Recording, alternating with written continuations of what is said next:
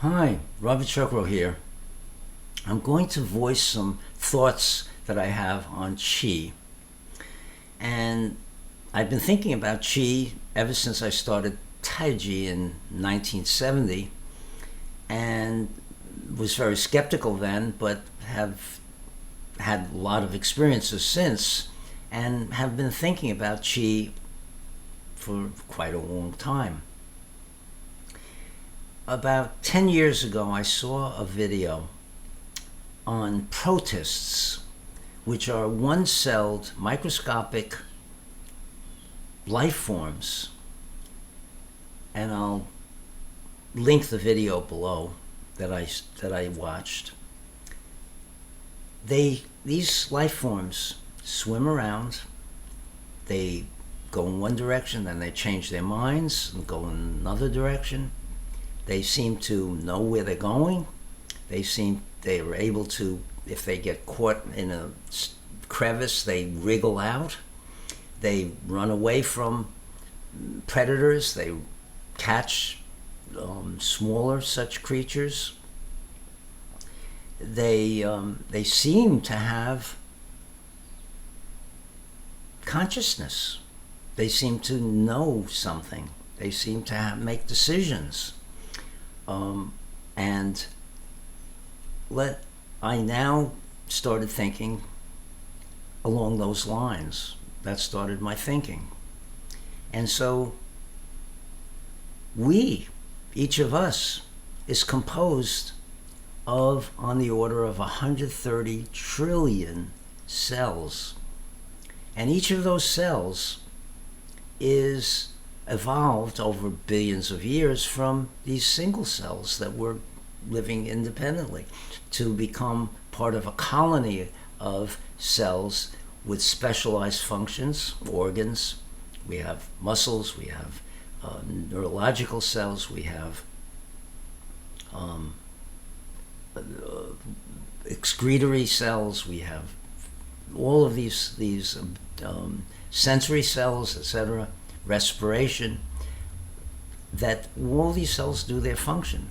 Then when you look at these one-celled creatures, the protists, they don't have a nervous system, they don't have muscles, they don't have eyes, but yet they seem to have consciousness. So coming back to the cells in our bodies, if it's true that these cells have consciousness, it makes sense. Their consciousness is causing them to be able to do their functions, to stay alive, to have some sort of a feeling of self-preservation. They can reproduce, they can heal, or help us heal. Taking it a little further, they have a motivation to keep us alive because that's keeping them alive. If we die, they die. So I see now my body as being a huge colony of cells with an intelligence, and the question is there any intercommunication? And that may be the Qi, that these cells need to have some knowledge of what other cells are doing so they can balance their functions and do things more effectively, and have evolved to do so.